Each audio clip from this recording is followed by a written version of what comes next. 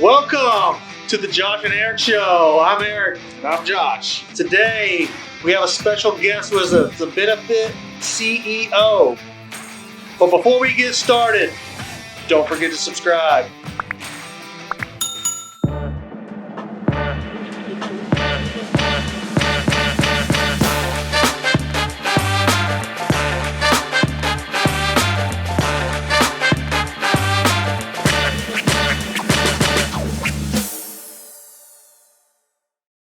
So today we have a special guest, my buddy here. How's it going? This is JB. JB, tell the audience a little bit about yourself. So I'm the founder of BeneFIT Medical Apparel, which is a distributor of high-end medical scrubs that are athletic fit, tailored to fit your body, a little bit higher quality, and just a concept that I had, and I launched it back in 2015 and just kind of took off. Nice. How old were you? I was 25 years old when I kind of had the idea, and I used to have to wear scrubs myself, and I was a personal trainer in college, and I hated how they looked, how they fit, because it surely makes somebody makes some cooler scrubs, and that didn't look like a box, were all baggy. And so I just started looking around, couldn't find anything, and so I decided I'll make my own, and that's just kind of how the journey started. Everybody around you probably thought you were crazy. Yeah. And all of a sudden you drop out of college and go all in on BeneFIT, on this apparel line, and quit college and go all in at 25 years old. Yeah, everybody was like, what the heck are you doing? Finish your degree. I dropped out my senior year, my last semester during my internship, and so I had almost 5 years of college at that point. 5 years. Yeah, highly invested into getting my degray. Yeah. Sounds like a very similar And, Well, let's get into what it is exactly that you do, JB. So yeah, so like I mentioned, BeneFIT Medical, it's athletic engineered medical apparel. So when you think lightweight, breathable, wrinkle-free, basically like your favorite workout clothes, something that you want to wear, that you look good in, feel comfortable in. All those concepts applied to medical scrubs. So healthcare professionals, they have very high intensive jobs, high need jobs, but they still want to look good, feel good, and they don't want to wear a boxy, baggy cloth to work. They want something of higher quality that's going to last, be durable. So I put all that into the concept of our products. And not only that, but our main mission vision is to help people be the best version of themselves. So when you look, everybody knows when you look good, you feel good, you're at your best, you're confident. And that applies to what you're wearing too. You want to wear what you want to wear. And just applying that mantra to our company and our vision and helping healthcare professionals be the best version of themselves. That's just what we're all about in our company. We're almost all direct-to-consumer e-commerce, and so you can buy all our products on our website. We do all of our own distribution, which is a little unlike some people, but we took that route just because we wanted to have our hands on the products. We wanted to have our hands on customer service and actually manage our own warehouse, similar to what you guys do here. Yeah, we don't subcontract a lot of stuff out just for that exact reason. We want to be able to manage it and control it. That way, the outcome is our own personal result of our efforts. Right? So We know we're going to show up. Yeah, exactly. Well, what kind of challenges? I'm sure you've faced plenty of them, just like Josh and I have through the years. What kind of challenges you want to share with the audience? What did you do to kind of overcome some of this? Pretty much all the challenges, For sure. How do you plan for a worldwide pandemic that we've never seen in our lifetime, really? Where things are shutting down, supply chains are shutting down, can't get resources, warehouses are shutting down, everything's closed, restaurants, yada yada. I mean, everyone's wearing masks everywhere you go, and everybody hates each other. So, yeah. I mean, we all know that it was. I tell people it's like a time lapse, like a 2-year time lapse, because like I would see people that I hadn't seen in like 2 years, and their kid would be like a foot taller and be like, "What the heck?" I was like, "Oh, I haven't seen you in 2 years." But anyways, when all that happened for us personally, like healthcare professionals were working more than ever, like overworked, overstressed, over hours. So they were making more money, and so our scrubs were even higher demand because our scrubs are higher quality. It was almost like a treat yourself mentality, like, oh, I'm working, I want cooler scrubs. So BeneFIT was kind of booming going into COVID. Well, yeah, going into COVID and like the first part of COVID, well, when all the supply chains shut down, we couldn't get any inventory in for like a year. And so we had 180-day forecast full of inventory, and it's selling out way quicker than that. And so we I had can to, only imagine. You have this warehouse. It's going out as fast as it's coming in, and all of a sudden you can't. And all of a sudden, no more's coming in. And the orders are still flowing in. Orders are still flowing in, and so we had the bright idea because we don't. When COVID first happened, we're like, okay, this will probably blow by in like 6 months, maybe max. So that's how we were kind of thinking. So we had the bright idea of, okay, let's open up back orders where people can back order the scrubs. They can actually pay for them now, and they'll get a discounted rate if they're willing to wait on certain products. And it kind of helped us forecast kind of what was still needed, like what we wanted to restock to. And COVID kept going for like a year and a half, 2 years. And so we got to the point where we have like 3,000-4,000 people waiting on scrubs. And back order piled up. Like, I remember how tall the packing list was of like all the slips of people waiting on scrubs. I would just look at it and be like, just like, you're like, oh god. Yeah, I'm just like, this is getting disastrous out of hand. And so we were still taking on some revenue, obviously, just to kind of keep the company going, because I mean, we have all our payroll, our expenses, and we thought it would pass way quicker. And so it got to the point where like, okay, we got to shut these off because this is going to turn into and it just became a customer service nightmare. Like emails, when are you guys restocking? Where's my scrubs? We're like, as fast as we can, just putting out as many fires as possible. I can only imagine. Yeah, and you're talking about overworked healthcare professionals that are already stressed out, already eating scrubs, already pissed. Yeah. During COVID, just tensions are high everywhere, and then you put them behind a keyboard, emailing a retailer. Keyboard warriors. Keyboard warriors to the max. And I was like, dude, I can't, we had a pretty good customer service team, but they're like, holy crap, these people, it was just, and we mitigated very well. We took care of people that had to wait longer, we would give them free gifts, and just basically let them know, hey, thank you for waiting. And long story short, whenever all that stuff started happening and things got way hairier and chaotic, that's when I had two of my business partners who were like, we can't do this. This is getting too hard.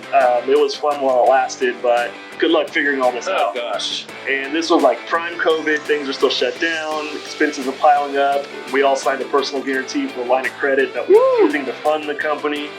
And so next thing you know, they're like, you can figure all this out. You started the company. Thanks for letting us in, yada, yada, yada. I'm like, okay, whatever. So anyways, that was about a year and a half long legal battle, and it was not fun.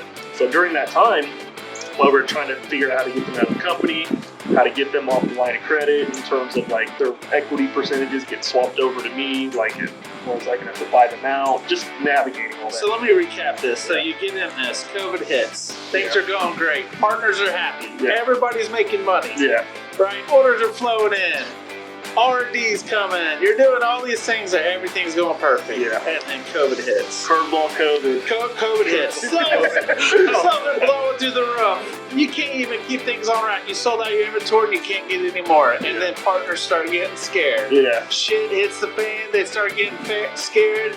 Nobody wants to work. They want to still draw money out of the company. 100%. And you can't because there's no money to give. No, lots of ups and lots of downs. But like you said, that's just part of the entrepreneurship journey. Just funding in the beginning. A lot of people that have good ideas and they want to know how they want to fund them. They want to know how they're going to actually generate revenue. I think an interesting thing that JB told me is we're self-funded, right? Will you kind of go through the audience and talk to the audience and tell them kind of what that looks like and how you did that? So how we started the company was very unique. I actually learned it from reading a book, and I got the idea I heard about doing a pre-order, which is basically like your own form of crowdfunding or crowdsourcing, just not using a major platform.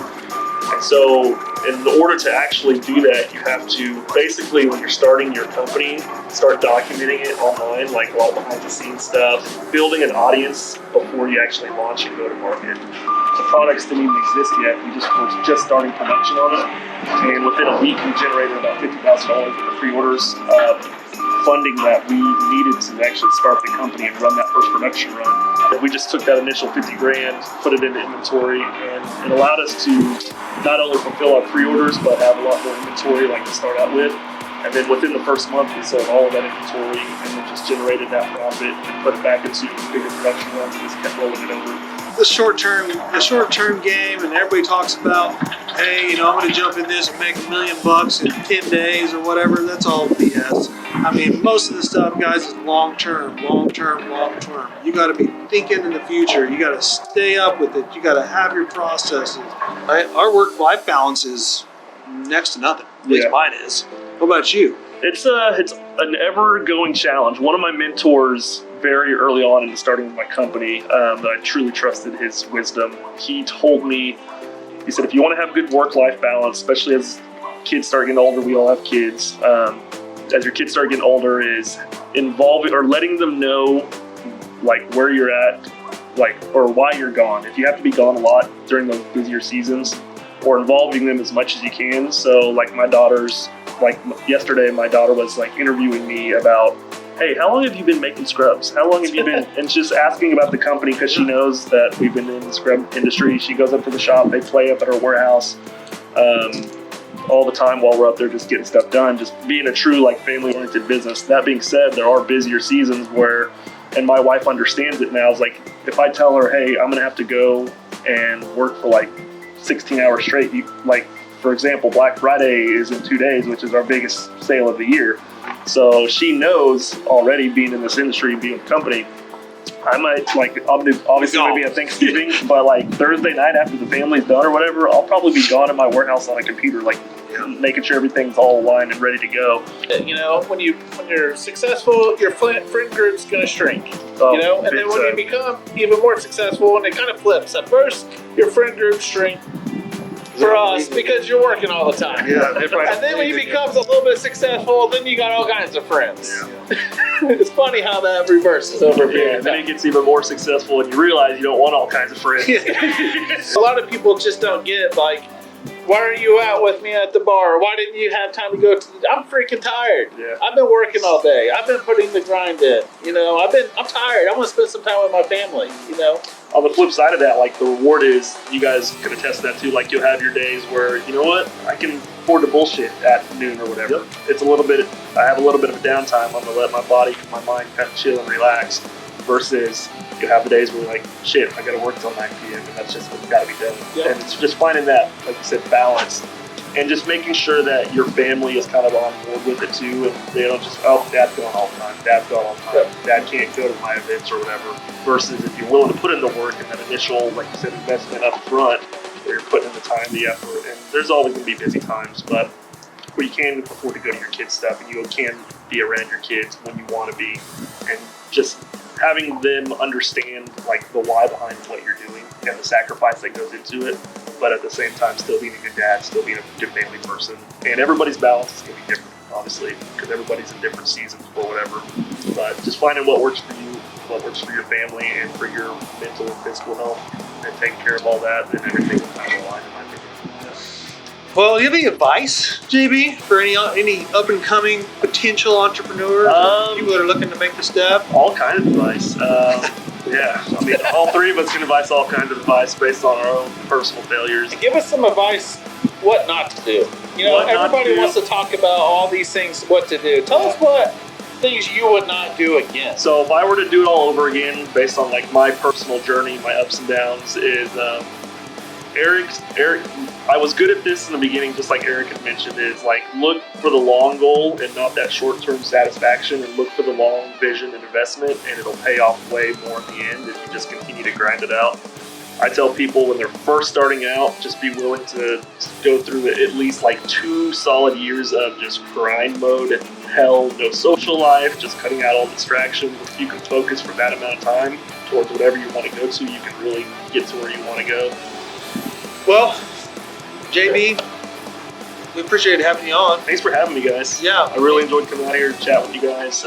Like I said, just being with like-minded individuals that have actually gone through the grind and motion and built this awesome freaking setup and this like compound out here.